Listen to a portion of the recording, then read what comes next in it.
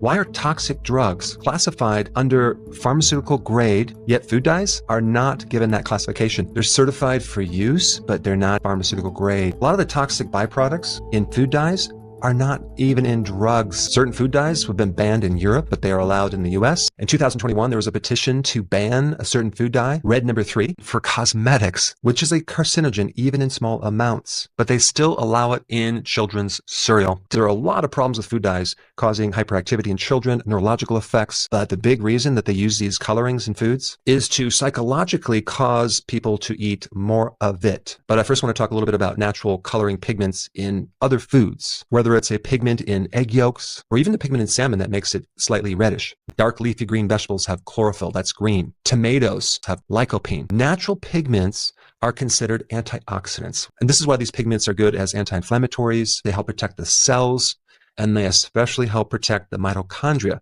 where your body is taking food and converting it into energy. And also when you consume grass-fed meat or beef or lamb, you get a lot of these phytonutrients in the meat because these animals eat grass. So now let's talk about the one synthetic petroleum dye that actually is good for you. And this dye is called methylene blue. And I'm going to answer the question, why would this methylene blue dye be so healthy, whereas these other dyes are not? That's because methylene blue is pharmaceutical grade. They used it for Alzheimer's and Parkinson's, even bladder infections and cancer. The other key difference that you need to know between methylene blue and these other synthetic food dyes, they're both made from petroleum, but the chemistry of methylene blue is completely different. Really what methylene blue does, it gives the body energy even if there's damage within the energy factory. It's definitely good for any type of degenerative neurological disorder, but what about cancer? Because cancer originates from damaged mitochondria. Methylene blue comes in there, cleans things up, bypasses the damage, and reduces a lot of the oxidative stress, especially in your brain, especially for any type of chronic disease. So when we get into the synthetic dyes, these don't act as antioxidants. They don't reduce inflammation. They don't fix your mitochondria. They actually make it worse. They don't have nutritional cofactors like the pigments in food